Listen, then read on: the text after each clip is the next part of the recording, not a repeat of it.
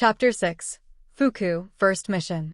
It was about 2 hours after Sana woke up that the Kamedake started quietly rising from the lake. We have permission to depart from Central Control to head out on the rest of our mission. On the bridge, everyone was sitting in their seats. I'm sensing 3 small vessels around this general area of space. We should be careful to avoid them. We don't want to get ambushed while trying to jump into hyperspace. Then let's enter hyperspace from satellite orbit using a water mirror. Kariko suggested. A water mirror was a jump where they flatten out the gravity in an area to distort space and use it as a whole for entering hyperspace. Using that method, it was possible to enter hyperspace even on a planet, but it would cause the planet serious damage. However, if used in satellite orbit, the planet would normally be unharmed. Okay, well, that should be simple enough to do with the ship. Normally, a water mirror had to be generated using 3 ships, but in the case of the Kamedake or a royal ship, 3 compressed high-energy bodies could be used as the core. It was simple to pull off if you went through the steps one by one. Roger that. Charge completed. Injection point confirmed. Cores launched. The 3 cores launched from the Kamedake and generated circular fields in satellite orbit that looked like a water mirror where the 3 circular fields overlapped. Program loaded. Initiating hyperspace jump. The Kamedake rushed into hyperspace a few seconds after breaking through the atmosphere. Cedo, the Kamedake has started moving from the midway point and has made a hyperspace jump in satellite orbit. An operator on the Mikagami's bridge reported to Cedo, who was again laying on her throne exhausted. That's nice. I'm just going to take a nap for a while, Cedo said as she laid in her throne. How about taking a break in your room? I don't want to be haunted. Do you have a ghost in there? The operator looked strangely at the operator next to her. She was confused. Jai-Kiran got angry and relapsed back into that scary state of hers once she looked through NB and saw what was going on with the Kamedake. Oh! So that's what this was. Between her and Swearin, I am exhausted. Cedo fell asleep on her throne. The operators turned away, but when they later turned and looked in her direction, their hair stood on end, and they suddenly turned away and buried themselves in their work. Swearin was standing over Cedo, who was sleeping on her throne. Even though Sana's luck was bad, they didn't encounter space pirates every time they jumped. However, his probability bias naturally flared up the more they jumped, and it activated on their 3rd jump out. I'm reading 5 pirate ships and 3 unconfirmed vessels. Fuku activated the ship's weapons and set the ship to attack them. No! Kariko shouted, forcing the systems to reset. Mia, don't attack our enemies, Kariko said strongly to Fuku, who was confused about the attack being cancelled. Suddenly the pirate ship fired at the Kamedake. Mia. Fuku panicked and stiffened up on the center table. Their ability to control the ship was disturbed. Mia. Fuku, who was driven by fear, ran to Sana and crouched down under him. Fuku, it's all right. Fuku-chan. Neju moved next to Sana and picked Fuku up. Don't worry, we'll be fine. Neju firmly embraced Fuku. However, as the ship was Fuku's main body, Fuku's fear, which was a fear of being exposed to the attacks of the space pirates, was not easily dispelled. Moreover, Kariko had to keep canceling attacks Fuku was setting to be fired. Emergency jump! Neju shouted. Kamedake made a hyperspace jump. Fuku, are you okay? They jumped into hyperspace and confirmed they were safe. Sana looked over at Fuku and she jumped away from Neju and ran to his knee trembling. Sana couldn't let Fuku attack the pirates no matter how she felt. It would violate his orders. All he could do was pet her head to calm her down. Fuku, I'm sorry, but everyone is working hard to make sure you don't get hurt, so please be patient. Mia, Fuku looked up at Sana with watery eyes. Captain, we will return to normal space soon. Roger that. Fuku, come to me, I'll hold you. Mia. But Fuku hated the thought of leaving Sana. I'll take her now, big brother. Neju took Fuku from Sana. We have returned to normal space. I'm detecting a surveillance ship. Mia. Fuku cried out. Suddenly, a few dozen ships are jumping out. Irma announced. Amain had already known what Fuku's cries meant and had steered Kamedake out of the way of the pirates' attacks. We're getting a request for communications from the Mikagami. Envy reported. Okay, emergency jump. Sana told Kariko and they quickly set an alternate route. A few seconds later, the Kamadake jumped into hyperspace. Mia, Mia, Fuku cried. Heavy vibrations occurred on the hull. 3 ships have followed us into hyperspace and are firing on us. It's the 3 that we picked up when we left the planet. So that's what a near miss feels like in hyperspace. We need to jump out. It's stupid to try and fight in hyperspace. Amain cried as they suddenly left hyperspace. 1 ship kept following them, but the other 2 failed to jump out. I'm not willing to sacrifice us because of 1 ship. The enemy ship came close to the Kamadake and launched a desperate attack. Energy values increasing. This must be a suicide bombing. Jump out. They're in too close a proximity. Even if we jump out, we can't escape. The other ship would come out with them. With the Kamadake's shielding ability, it was possible to endure a suicide bombing from a much larger ship, but that was only when the Kamadake was in a perfect state. There was no guarantee that they could do it while having an immature Fuku at the helm. The enemy ship was wrapped in white light. Sana quickly got up and reached out to pet Fuku on the head as she trembled against Nage's chest. Fuku, he said. Mayan. Fuku's scream caused the bridge to light up and it shot off ahead of the other ship. Kariko, who had stiffened to prepare for the shock, looked up in confusion. What happened? Where's the explosion? She asked, checking the monitor where nothing but hyperspace was displayed. Big brother. Huh? I think we got away because you touched Fuku? Neji said. Everyone looked at Sana all at once. There's no way. I just barely touched her. He also seemed surprised. Maybe Fuku-chan was able to read your intentions? Fuku shook her tail happily as she looked at Sana. We can investigate that later, but for now we have other things to take care of. Kariko, we have passed the designated jump-out point. What should we do? Captain, please let us know when you wish to jump out. Okay. Let's do that now. All right. Jump out. The Kamadake returned to normal space. I'm reading a surveillance ship. It's the ship that nearly missed us last time. Irma, what's their status? I don't think they've noticed yet. No, wait, I'm sensing many ships jumping out at once. Irma was a little shocked. Mia. Fuku cried to warn them of the battleship approaching. Soon they surrounded the Kamadake. What do we do? Amain asked while dodging the ships. Emergency jump. That won't be necessary. Neji said in a somewhat grown-up sounding voice. Ms. Kariko, the mission is complete now. Understood. Kariko realized that Sito had wanted to call to tell them that the mission had ended. Fuku, don't worry, we will protect you, Kariko cried out. Targets were displayed on the ships and a beam shot out, but it diverted and missed. What? Fuku. The rest of the targets were removed. Amain looked away from the monitor and looked at Fuku from the corner of her eye. Mia. Fuku was trembling. Although the mission was over, her fear was keeping her from targeting and attacking accurately. We're detecting heavy gravitational waves.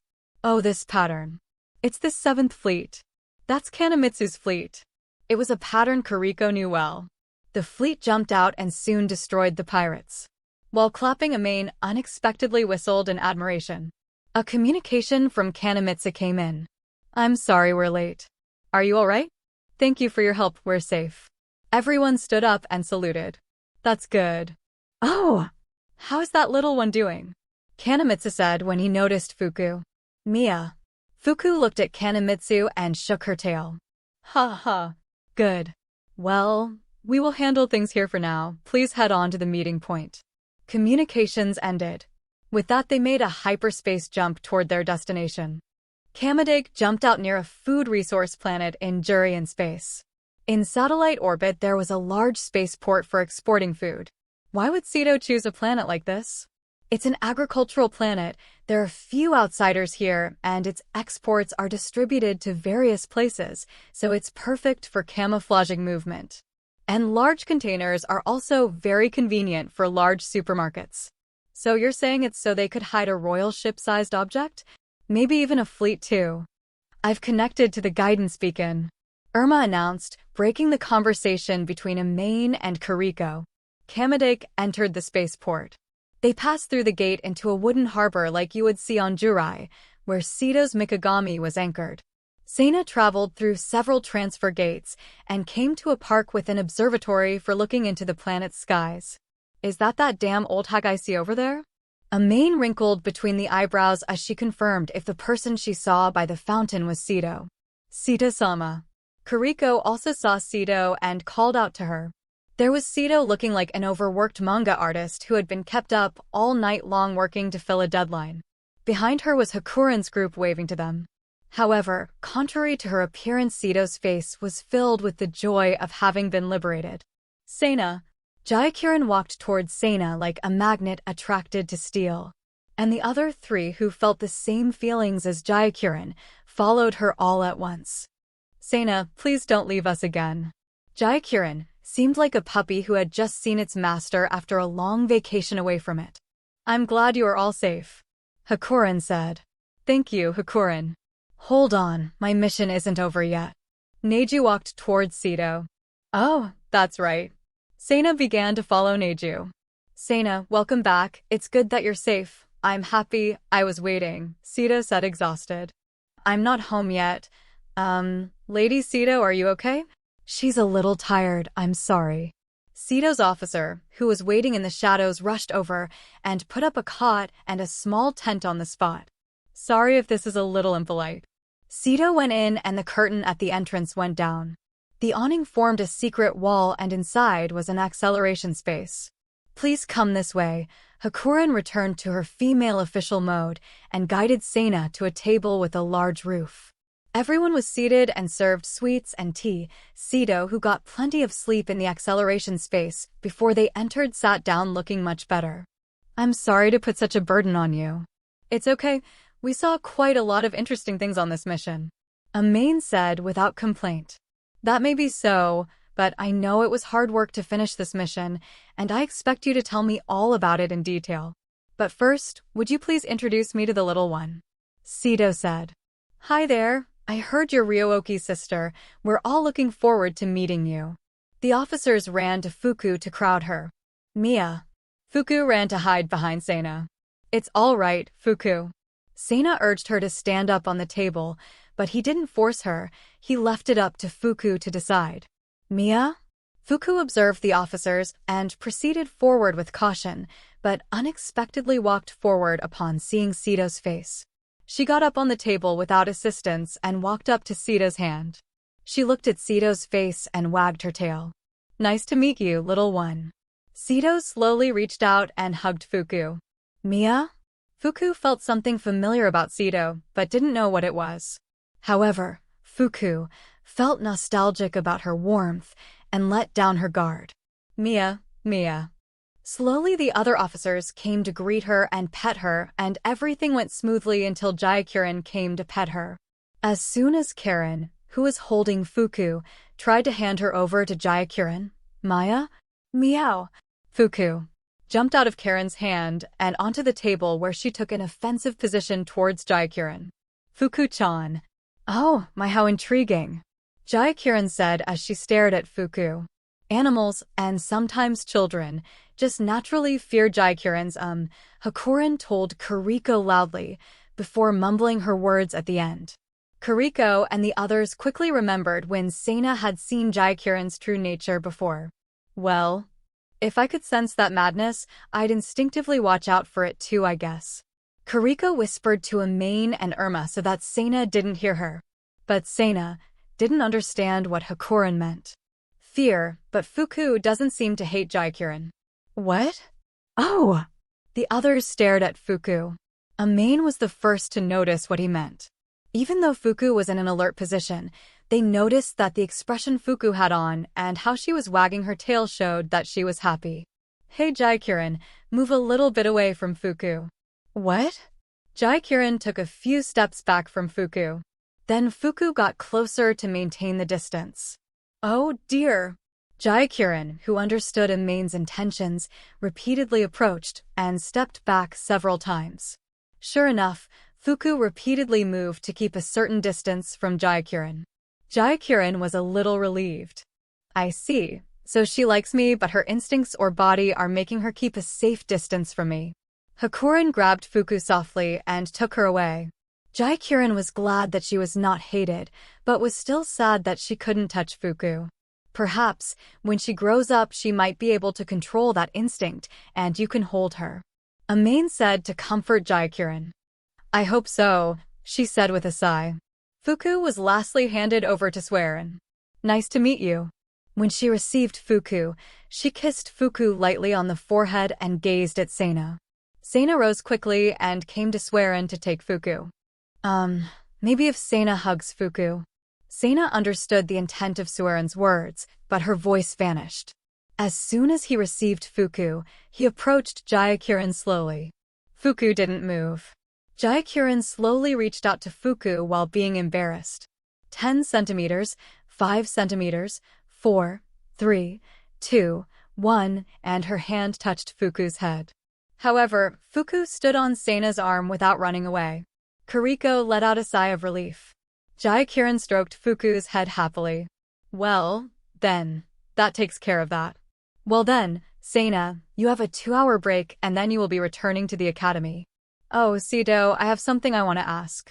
Sena held Fuku and turned towards Sido. What is it? About this mission. Can you tell me why Neju was used as a decoy? Although Sena's words contained a slight anger, Sena understood that Sido wouldn't be fazed by it. He also knew that he would not necessarily receive an answer if he asked if it was a confidential matter. Perhaps it was a strange favor which Neju could not refuse. Sido kept silent and pretended to think a bit. She had to think how to phrase this so she could say something that would satisfy Hakuren's girls and not upset Sena. Jaikirin and the others were clearly enjoying the conflict going on in Sido's head. This is bad, but at the very least, I have to keep Sena on my side. Sido slowly raised her head while sweat dripped down her forehead. Well, I can understand your frustration, especially because you don't particularly like putting others in danger, especially not a young girl.